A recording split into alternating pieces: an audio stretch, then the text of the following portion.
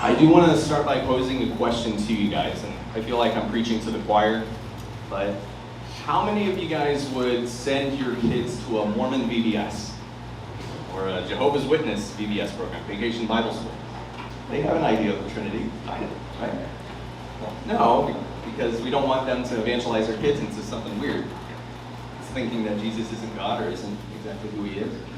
How much more should we be concerned about sending our kids to government school when they're purposely trying to evangelize our kids to something that we absolutely don't want them to be? I want to push that point just a little bit further and say, why would we subject them to media programming that's ultimately trying to evangelize them to worship something other than God? As parents, we already have one heck of a job in front of us. Your children's souls are on the line, and you're commanded to bring them up in the nurture and admonition of the Lord, to teach them all that God has commanded them. And you are supposed to be the example that they look up to and say, this is what a Christian's supposed to be like. I want to be like Daddy whenever I grow up, because he's a Christian. He's the perfect example of what I am supposed to be looking up to. Now, as a new parent, we found out really quickly that a lot of the things that we're consuming ourselves, that wasn't appropriate for our kids. But, secretly, while we were showing our kids, hey, we're not going to let you watch this because this is Dad. Whenever it came to nighttime, we were really fed up with letting them watch 1980s Sesame Street and Blue's Clues. That's not what I want to watch, guys. I want to watch Avengers. I want to watch more adult movies not adult movies, but you get the idea. Things that might be a little bit too violent or worry for my kids. And that made me realize something. I wanted my kids to remain innocent while I was willing to deal with worldly corruption. I was willing to let that come in the slightest of ways, things that I thought that, you know what, I'm better than this. I'm not tempted by bad words or, excessive violence or minor sexual innuendos. That's fine for my heart, but for my kid, whenever we do that, we're communicating to them that, you know what, Daddy, at some point, I'm going to be big enough, I'm going to be old enough, where I can consume the same corruption that you do, and it's going to be okay. It actually creates this desire in them to seek out that corruption as early as possible because they suffer from FOMO, fear of missing out. They want to be just like you guys. So, our heart is for our children, to raise them up, to love God with all their hearts. And we expect good godly results while we still are ourselves in bed with the world. So if you guys have your Bible, I want you to turn to Ephesians chapter 5, starting at verse 3.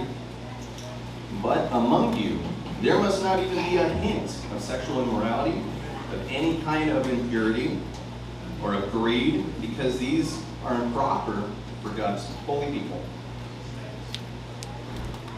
Nor should there be obscenity, foolish talk, or coarse joking, which are out of place, but rather thanksgiving.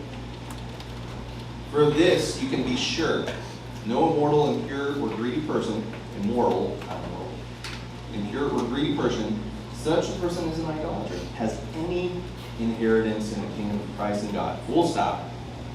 And that's when the systematic theologies start grinding their gears and trying to figure it out. Paul does not let us go there because he says, next line, let no one be deceived. Let no one deceive you with empty words or philosophies. For it's because of such things that God's wrath comes on those who are disobedient. Therefore, do not be partakers with them. For you were once darkness, but now you are light in the Lord. Live as children of light. For the fruit of light consists in all goodness, righteousness, and truth. And find out what pleases the Lord. Have nothing to do with the fruitless deeds of darkness, but rather expose them. The most dangerous thing that we can do in this arena for our children is to be the Christ-like example, the Christ-like standard that our children want us to be and need us to be, while showing them that we don't just eat with tax collectors and harlots, but we ourselves are the tax collectors and harlots.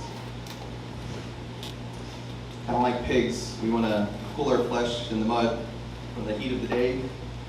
You know, if righteousness is a burden to us and we find our relief in worldliness and vain entertainments that the world gives us, rather than the presence of God, guys, that should be a real big red flag.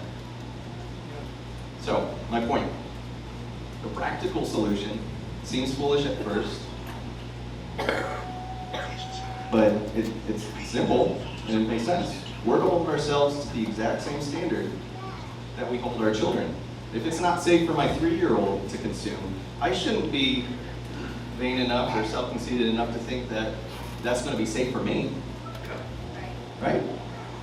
At face value, it does seem kind of foolish. It's like, there are certain things that a 3-year-old watches that I don't really want to watch.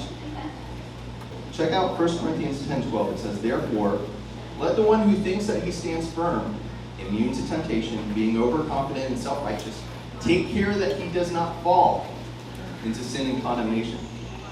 How many times have you found yourself watching a movie that has a lot of bad words in it, wordy dirties, and all of a sudden you find yourself, the next couple of days, those words are now a part of your vocabulary. It seeps in. You think that you might be immune to that, but the reality is any kind of corruption that you're consuming is going to affect you negatively. So check your heart on this. Does it sound really that foolish? Do you think that you have elevated your spiritual status enough where just these things are so beneath you that it's not going to mess with you?